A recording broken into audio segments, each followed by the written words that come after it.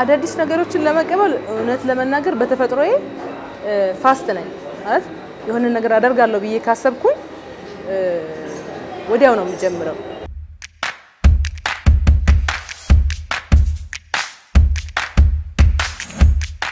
ከ11 ሰዓት በፊት እነሳለሁ ወደ ጂም እሄዳለሁ ጂም ሄጄ ስፖርቴን እሰራለሁ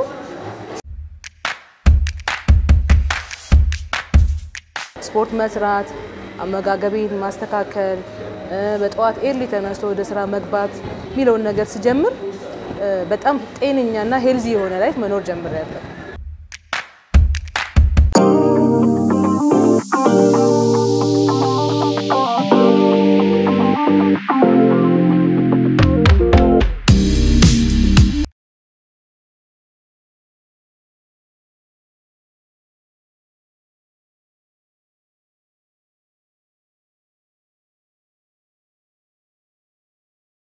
ትልቅ ስኬት በትልቅ ትግል ይመጣል ይሄ ደግሞ የሁላችንም ሐሳብ ይመስለኛል የአቶሚክ ሃቢት መጽሐፍ ጸሐፊ ጄምስ ክሊር ግን ሌላ መልከታ ነው ያለው በህይወታችን ውስጥ ትልልቅ ለውጦች የሚመጡት በየለቱ በመናደርጋቸው ጥቃቅን ልማዶች ነው ይላል ምን ለማለት ይሆን ይሄንን ሐሳብ ከያዘ ጉዳይ ጋር ቆይታ እናድርግ እስቲ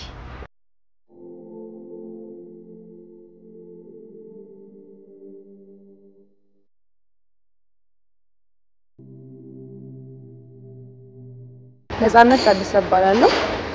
የምሰራው ሴት ኮፊ ኤክስፖርት ካምፓኒ ላይ ነው ኤክስፖርት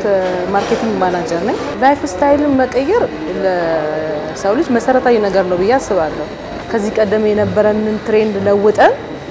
ወደ ተሻለ አመለካከት ወደ ተሻለ አመጋገብ ወደ ተሻለ የጤና አጠባበቅ ላይ መግባት በስራችን ላይ ያለን ኮሚትመንት ወሳኝ ነው ብዬ አስባለሁ ለምሳሌ በእኔ አሁን ቀድሞ የነበረኝ ትሬንድ ጠዋት የምነሳ ሰው አይደለሁኝም አመጋገቤም ምንም ለራሴ ብዙም ቴክ ኬር ማድረግ አይነሳው አልነበርኩኝም ስፖርታዊ እንቅስቃሴዎችን ማድረግ ያላቅም ነበር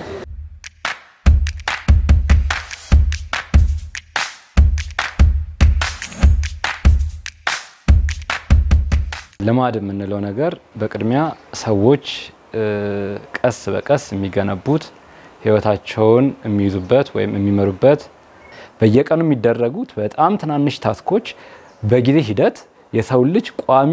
መገለጫዎች እየሆኑ ይመጣሉ ማለት ነው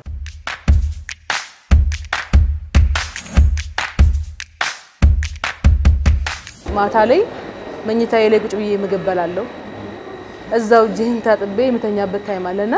የበላሁት ምግብ ዳይጀስት ሳያደርግ ተኛለሁ ያ ምን ያመጣብኝ ከባድ የሆነ የጨጓራ ህመም አመጣብኝ እና ህክምና ቦታዎች ላይ ሄጄ ብዙ ህክምናዎችን የተለያዩ ሐኪሞች ጋር ሄጃለሁ አንድ ሐኪም ግን የነገረኝ ነገር ለኔ ላይፌን እንድቀይረው ጠቀመኝ ማለት ነው ላይፍ ስታይልሽን ቀይሪኝ ያለኝ አመጋገብሽን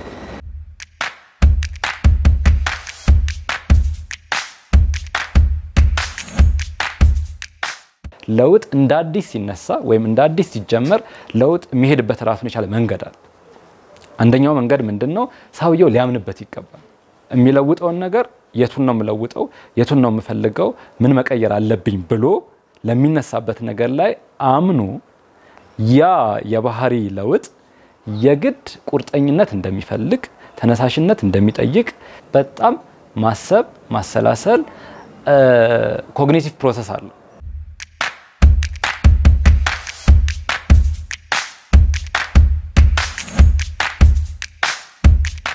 ጠዋት ላይ ቀለል ያሉ ምግቦችን ምሳሳዴን እንደዚሁ ራሳሌን እና ቅባት ያልበዛባቸው በጣም ኩክድ ያልሆኑ በጣም ያልበሰሉ ምግቦችን ማታ ደግሞ ወደ መኝታዬ ከመሄዴ ከ2 ሰዓት ወይም ከ3 ሰዓት በፊት ምግብ መመገብ እንዳለብኝ ጠዋት ከመኝታዬ ስነሳ 3 ብርጭቆ ውሃ ጠጣለሁ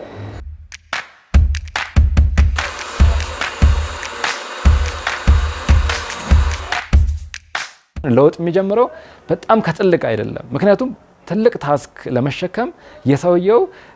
አቅም ይወስናል ስለዚህ የሰው አቅም ደግሞ ገና ለዛ ባህሪ አዲስ ስለሆነ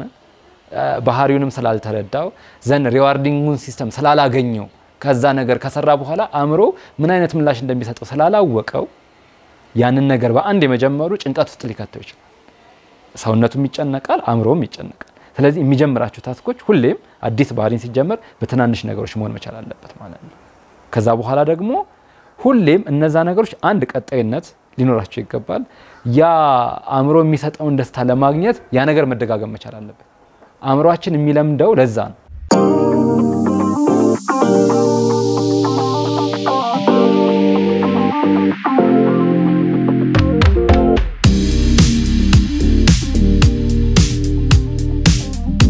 ከምግቡ በኋላ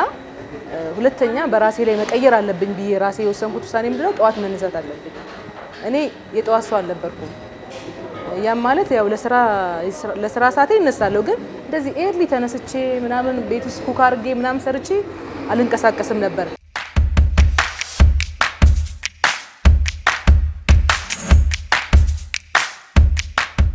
ለውጥ የሚባለው ነገር በራሱ ህመም አለው ስቃይ አለው ይሄ ኢንተረስት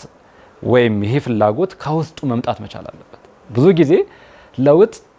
ኤክስተርናል ሲሆን የለውጡ ሂደት በጣም ትንሽ ፐርሰንት ነው የሱ ኮሚትመንት አለበት የሱ ሐሳብ አለበት የሱ ፍላጎት አለበት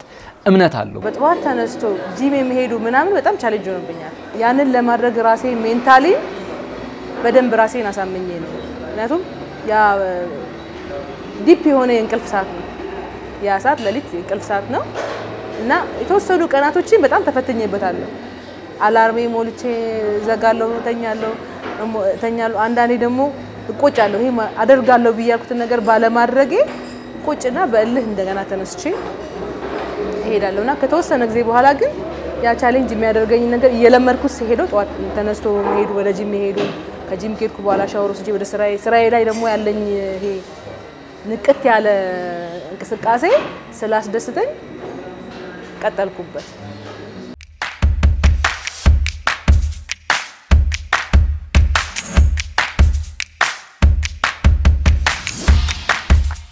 ሲጀምር ስቴጆቹን ያቃቸዋል ለምሳሌ አሁንኛ ከሱስ መውጣት የሚፈልግ ሰው ጋር ስንሄድ መጀመሪያ ሱሰኝነትን በደንብ አንደርስታንድ ማድረግ አለበት ወይም ሱሰኝነት ምንድነው ብለን ነው መጀመሪያ ምን ጠይቀው አሁን ከዚህ ባህሪ ወደዛኛው ባህሪ መምጣት ስለሚፈልግ ማለት ነው ሱስን ካወቀው በኋላ ከዛ ነገር ለመውጣት ፍላጎት አለው ወይ እኔ ራሴን በራሴ ቻሌንጅ ካላደረኩኝ ማንንም ሰው ያ ወደዛ ነገር ሊያስገባኝ የሚችል ሰው ስለሌለ ምንድነው ማደርገው ገና ቀድሜ ዛሬ ወደ ማታ ወደ ቤቴ ሲሄድ ዛሬ ጂም እንዳለኝ የጂም እቃዎችን እንደገባው ሬዲ ያደርጋለሁ ማለት ነው ጠዋት ላይ መሄድ እንዳለብኝ አምሮዬን አሳምናለሁ አላርሜን ሞላለሁ ኤርሊ ገብቼ ተኛለሁ ምንነሳበት ታይምም በቃ ብድግ ብዬ ነው ምንነሳው አንዳንዴ ለብሼ መተኛበት ሁላ ጊዜ አለ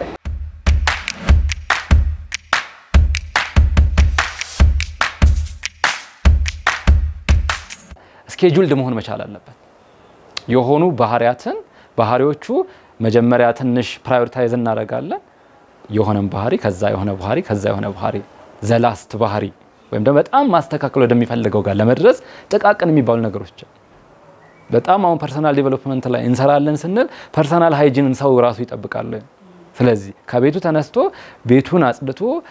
አልጋውን አንጥፎ መጀመሪያ ወደ ስራው ይሄዳል ስለዚህ እሷን ነገር ለማድረግ ቁርጠኛ መሆን መቻል አለበት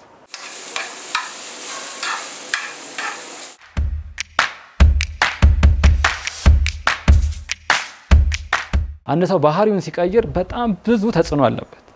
ቤተሰቦቹ ምን ሆነ ይሄ ልጅ በሰላም ነው ሊባል ይችላል ለምን መቀየር አስፈለገ ሊባል ይችላል ጓደኞች አሉ የጓደኞች ተጽዕኖ አለ ያንን ለመቋቋም ለነሱ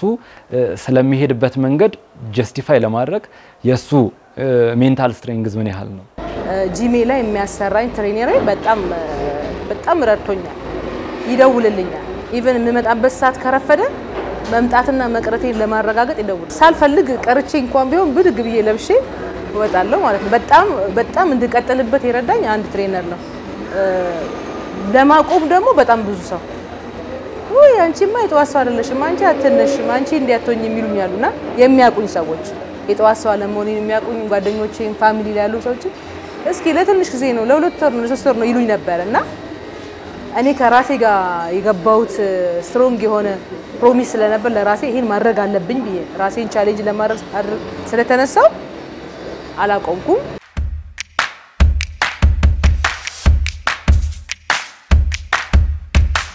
እያንዳንዱ ኮሚትመንቶች ግን ታስኮቹ ማደግ አለባቸው እንጂ ማነስ የለባቸው። ሰው አሁን መጽሐፍ እያነበበ ከመጣ አይ ጓደኞቼ ስለመጡ ብሎ ምን ማድረግ የለበትም የሚያነባቸውን የገጽ ብዛት መቀነስ የለበትም። ሌላኛው ሰልፍ ኤክስፖዝ ማድረግ አለበት። ራሱን ለብዙ ሰዎች አዲስ የህይወት ልምድ ውስጥ እንደገባ ማጋለጥ፣ ማሳወቅ፣ ማስተማር መቻል አለበት። እያንዳንዱን የማስተማር ሂደት የማሳወቅ ሂደት በበዛ ቁጥር ሰዎች እሱን የመጠበቅ አቅማቸው እየጨመረ ይመጣል ማለት ነው።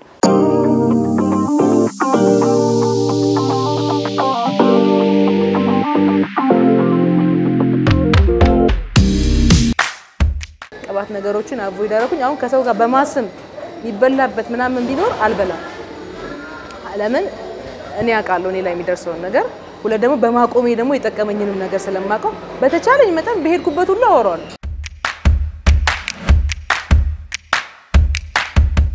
በጠዋት ተነስተሽ ስፖርት ሰርተሽ ሻወር ወስደሽ ወደ ስራ ስትሄጂ ያለው ስሜት በጣም የተለየ ነው። እኔ በደንብ ልዩነቱን አይቼዋለሁ። በጣም ብራይት ደስ የሚል ቀኑን ሰዓቱን ሳላስታውሰው ነው የሚያልቀው። በጣም ኢንስፓየርድ ሆኜ በጣም ኢነርጂቲክ ሆኜ ነው የምሰራው ስራዬ ላይ። ከሰዎች ጋር ያለኝ ኮሙኒኬሽን እያንዳንዱ ነገር ላይ በጣም የሚታይ የሆነ ለውጥ አይቼበታለሁ።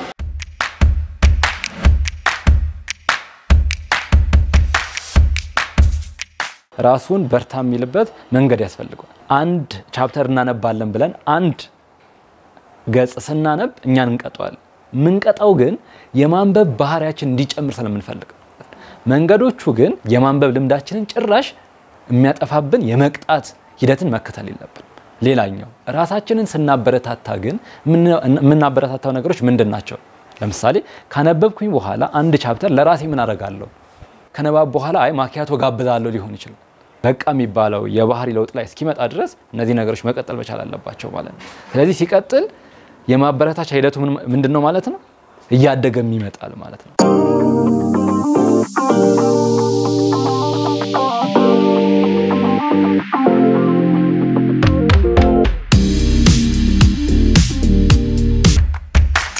ከዚህ በኋላ እቀይራለሁ ብዬ የማስበው የንባብ ስኪሌን ማዳበር፣ የተለያዩ ትምህርቶች ላይ መሳተፍ፣ የኔን ዕውቀቴን አእምሮዬን ላሳድግ የምችልባቸው ነገሮች ላይ ራሴን ጆይን ማድረግ። በጣም መተው የከበደኝ የምወደው ምግብ ጥሬ ስጋ ነው። ጥሬ ስጋ ለመተው በጣም ሞክሬያለሁ ግን አልቻልኩም። እንግዲህ በሂደት ልክ አሁን እነዚህን እንዳቆምኳቸው በሂደት ተስፋ አደርጋለሁ አቆማለሁ። ሰው የልምዱ ባሪያ ነው ይባላል። እያንዳንዱ ቀኖች የልምዶቻችን መገንቢያዎች ናቸው። ስለዚህ ለእያንዳንዱ ቀኖቻችን የምንሰጠው ትኩረት ልምዶቻችን ላይ ትልቅ ዋጋ አላቸው። ስለዚህ እያንዳንዱ ሰው ለቀኖቹ ዋጋ ይስጥ ነው።